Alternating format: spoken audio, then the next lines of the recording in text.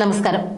K കരുണാകരന്റെ മകൾ Padmaja വേണുഗോപാലും AK ആന്റണിയുടെ മകൻ അനിൽ ആന്റണിയും BJPയിലേക്ക് പോയത് അവരുടെ വ്യക്തിപരമായ തീരുമാനമാണ് എന്ന് ചാണ്ടി ഉമ്മൻ.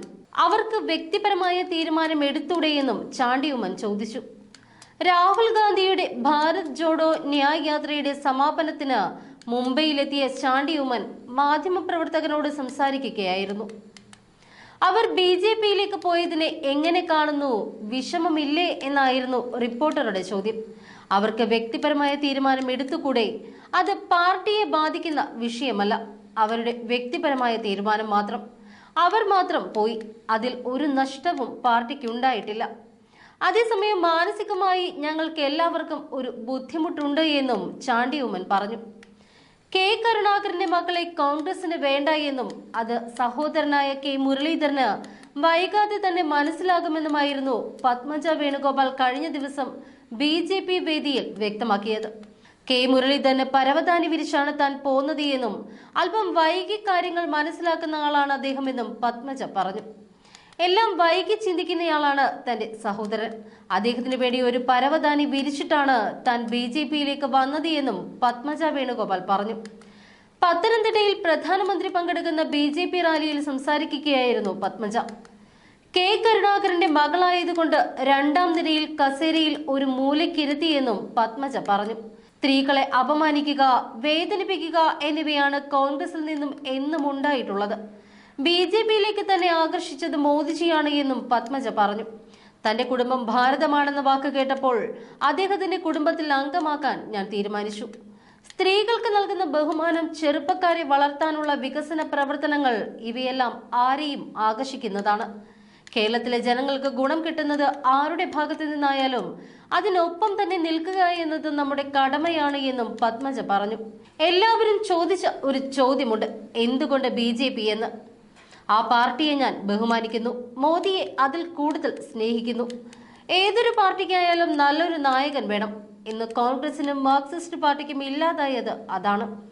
ഈ തിരഞ്ഞെടുപ്പ് കഴിഞ്ഞാൽ AICC ആസ്ഥാനം പൂട്ടേണ്ടി വരും. താൻ പാർട്ടി വിടണമെന്ന് തീരുമാനിച്ചപ്പോൾ കോൺഗ്രസിൽ നിന്ന് പലരും വിളിച്ചു. എന്നാൽ വിളിക്കാത്ത ഒരാളുണ്ട്. അതാരെന്ന് താൻ പിന്നീട് പറയും. അദ്ദേഹമാണ് തനിക്കെതിരെ കൂടുതൽ ചിലയ്ക്കുന്നത്. കെ കരുണാകരന്റെ മക്കളെ കോൺഗ്രസിന് വേണ്ട. K മുരളീധരന് അത് അടുത്ത് തന്നെ മനസ്സിലാകും. എന്റെ സഹോദരൻ വൈകി മാത്രം കാര്യം മനസ്സിലാക്കുന്ന ആളാണ്. അതുകൊണ്ട് അദ്ദേഹത്തെ പറ്റി താൻ ഒന്നും പറയില്ല. കെ കരുണാകരൻ പോയതോടെ കേരളത്തിലെ ഒരു പ്രമുഖ സമുദായം കോൺഗ്രസിൽ നിന്നും അകന്നു. പത്തനംതിട്ടയിലെ ഒരു പ്രബല വിഭാഗം LDFിനൊപ്പം പോയി. ഇന്നത്തെ കാലത്ത് ജനങ്ങൾക്ക് വേണ്ടത് പാർട്ടിയല്ല, വികസനമാണ്. കേരളത്തിന്റെ അടുത്ത തലമുറയ്ക്ക് എന്താണ് കിട്ടുകയെന്നാണ് താൻ ആലോചിക്കുന്നത്. അത് ഉണ്ടാക്കുക മോദിയുടെ കയ്യിൽ നിന്നും മാത്രമാണ്. എല്ലാ കുട്ടികളും രാജ്യം വിട്ടു പോകുകയാണ്. അച്ഛനും അമ്മയും ഒറ്റയ്ക്കാക്കുന്ന ഗ്രാമങ്ങളുണ്ട്. അതൊന്നുമില്ലാതെ എല്ലാവരും സന്തോഷത്തോടെ ജീവിക്കുന്ന ഒരു കാലം താൻ സ്വപ്നം കാണുന്നതായും പത്മജ പറഞ്ഞു. UDF എന്ന പ്രസ്ഥാനം ഉണ്ടായത് എന്റെ വീട്ടിലെ ഓഫീസ് മുറിയിൽ നിന്നാണ്. ഇന്നുള്ളവർ അത് പറയില്ല. ഇപ്പോഴുള്ളവർ ഉണ്ടാക്കിയതാണെന്നാണ് അവരുടെ ഭാവം. അന്നൊക്കെ കോൺഗ്രസ് പറയുന്നതേ UDFിൽ നടക്കുകയുള്ളൂ. ഇന്ന് അതാണോ സ്ഥിതി? ഒരു പ്രമുഖ സമുദായം തന്നെ പറയുന്നത് കേൾക്കേണ്ട ഗതികേടിലേക്ക് കോൺഗ്രസ് എത്തി. അതിന് താൻ അവരെ കുറ്റം പറയില്ല. അവർ അവരുടെ പാർട്ടി വളർത്തുന്നു. പക്ഷേ കോൺഗ്രസിന്റെ ഗതികേടാണ് താൻ പറയുന്നത് എന്നും ആ രീതിയിലേക്ക് കോൺഗ്രസ് തരം താണുപോയി എന്നും പത്മജ വേണുഗോപാൽ പറഞ്ഞു. ഇന്നലെ പത്മിനി തോമസ് വന്നു. അതൊരു തുടക്കം മാത്രമാണ്. എല്ലാ ബൂത്തിലും ഒരാളെങ്കിലുമുള്ള ആളാണ് താൻ. എന്റെ എല്ലാ കഴിവുകളും ഈ പാർട്ടിക്ക് വേണ്ടി ഉപയോഗിക്കും. തിരിച്ചു പോകാൻ വേണ്ടിയല്ല താൻ BJPയിലേക്ക് വന്നത് എന്നും പത്മജ പറഞ്ഞു. ഇതിന് പിന്നാലെയാണ് ചാണ്ടി ഉമ്മൻ ഇപ്പോൾ ഈ വിഷയത്തിൽ പ്രതികരിച്ചിരിക്കുന്നത്. അദ്ദേഹത്തിന്റെ വാക്കുകളിലേക്ക്. ഇന്നലെ ഭാരത് ജോഡോ ന്യായ് യാത്രയുടെ സമാപനം കഴിഞ്ഞ് പത്രക്കാരൻ എന്നോട് ചോദിച്ചു, 2 മുൻ മുഖ്യമന്ത്രിമാരുടെ മക്കൾ പോയി, താങ്കൾക്ക് എന്താ അഭിപ്രായം? ഞാൻ പറഞ്ഞു, ആരെങ്കിലും പോകുന്നതിന് തെറ്റ് പറയാൻ പറ്റൂ? പോകാനുള്ളവർ പോവും, ആരെങ്കിലും തടയാൻ പറ്റും? ഈ സ്വർഗത്തിലേക്കുള്ള വഴി ഇടുക്കമാണെന്ന് ബൈബിളിൽ പറയുന്നുണ്ട്. മഹാത്മാഗാന്ധി പറഞ്ഞിട്ടുണ്ട്, സത്യത്തിന്റെ വഴിയും ഇടുക്കമാണെന്ന് പറഞ്ഞിട്ടുണ്ട്. ഇടുക്ക് വഴി കൂടെ പോകാൻ എളുപ്പമില്ലാത്തവർ അത് കുറുക്ക് വഴി തേടും.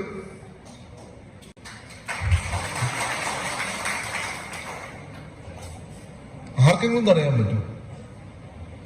അത് പറഞ്ഞോടെ പുതിയ വാർത്തയായി.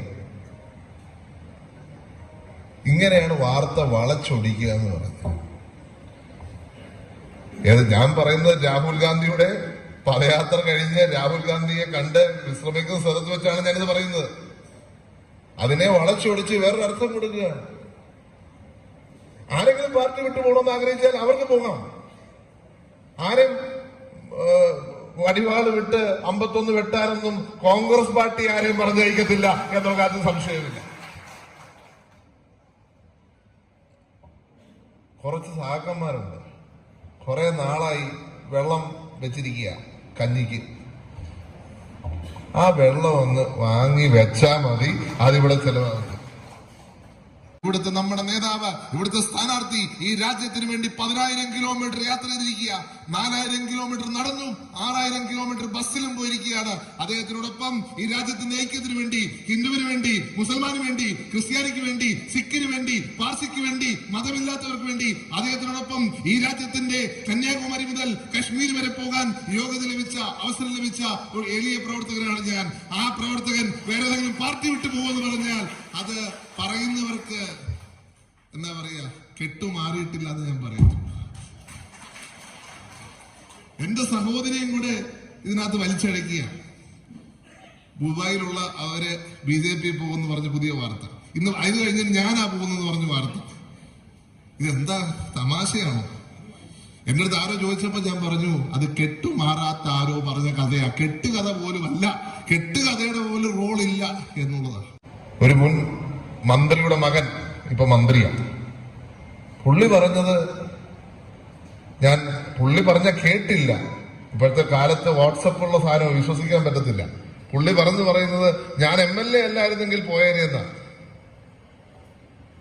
ഇത് കഴിയുമ്പോ പോവുമെന്ന് അദ്ദേഹം പറഞ്ഞിരിക്കുന്നത്. പക്ഷെ എനിക്കൊരു സംശയമുണ്ട്. ഒരു പാർട്ടി ഔസത്യത്തിൽ കിട്ടിയ വ്യക്തിയാ അദ്ദേഹം ചാടിപ്പോവാതിരിക്കാനാണോ ഇനി പിണറായി വിജയൻ അദ്ദേഹത്തെ ഇപ്പൊ പെട്ടെന്ന് പിടിച്ച് മന്ത്രിയാക്കിയത്? കാരണം പാർട്ടി മൊത്തം പുള്ളിക്ക് പെട്ടെന്ന് എളുപ്പമല്ലേ, വേറെ ആരുമില്ല പാർട്ടിയിൽ, പുള്ളി തന്നെ തീരുമാനിക്കുന്ന, പുള്ളി തന്നെയാണ് എല്ലാം. ഇപ്പൊ BJPയിലോട്ട് പോകണമെന്ന് തീരുമാനിച്ചാൽ പിണറായി വിജയനും കൂട്ടർക്ക് ക്ഷീണമല്ലേ, അതുകൊണ്ട് എന്ത് ചെയ്തു, മന്ത്രിയാക്കി. അതാ എനിക്ക് തോന്നുന്നത് അതിനകത്ത്. എന്റെ കാര്യം അങ്ങ് വിഷമിക്കണ്ട. ഞാൻ കഴിഞ്ഞ 24 വർഷം ഇന്ത്യൻ നാഷണൽ കോൺഗ്രസിന്റെ പ്രവർത്തകനായി ജീവിച്ചെങ്കിൽ ഇനി വരുന്ന പതിറ്റാണ്ടുകളിലും അങ്ങനെ തന്നെയായിരിക്കും.